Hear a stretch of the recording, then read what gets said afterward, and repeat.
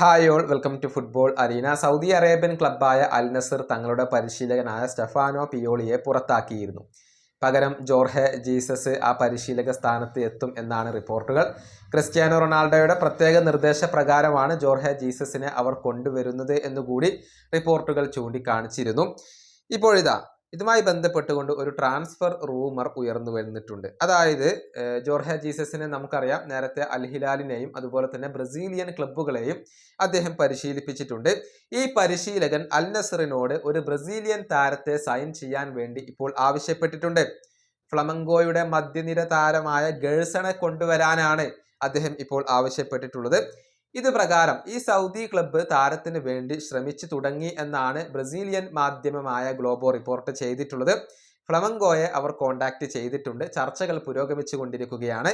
ഇവിടെയുള്ള പ്രശ്നം എന്തെന്നാൽ റഷ്യൻ ക്ലബ്ബായ സെനിത്തുമായി ഗേഴ്സൺ ഒരു പേഴ്സണൽ അഗ്രിമെന്റിൽ എത്തിയിട്ടുണ്ട് എന്നുള്ളതാണ്. എന്നാൽ ഈ റഷ്യൻ ക്ലബ്ബ് നൽകുന്ന സാലറിയുടെ 3 ഇരട്ടി സാലറി ഗേഴ്സണ് നൽകാൻ ഇപ്പോൾ അൽ നസർ തയ്യാറായി കഴിഞ്ഞിട്ടുണ്ട്. താരത്തിന്റെ റിലീസ് ക്ലോസ് ഫ്ലമംഗോക്ക് നൽകാൻ സെനിത്ത് തയ്യാറായിട്ടില്ല. പക്ഷേ അൽ നസർ അത് നൽകാൻ തയ്യാറാണ് എന്നാണ് അറിയാൻ കഴിയുന്നത്. ഇനിയിപ്പോൾ റഷ്യയിലേക്ക് പോകണോ അൽ നസറിലേക്ക് പോകണോ അഥവാ സൗദിയിലേക്ക് പോകണോ എന്നുള്ളത് ഈ താരത്തിന് തീരുമാനിക്കാൻ സാധിക്കും.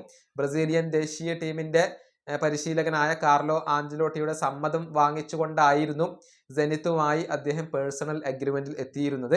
പക്ഷേ ഇപ്പോൾ അൽ നസർ കൂടി കടന്നു വന്നിട്ടുണ്ട്. ഏതായാലും ഇനി ഗേഴ്സൺ ആണ് ഒരു തീരുമാനം എടുക്കേണ്ടത്. അദ്ദേഹം അൽ നസറിലേക്ക് പോകുമോ ഇല്ലയോ എന്നുള്ളതൊക്കെ കാത്തിരുന്നു കാണേണ്ട കാര്യമാണ്. ഈ വീഡിയോ അവസാനിപ്പിക്കുന്നു. അടുത്തൊരു വീണ്ടും കാണാം.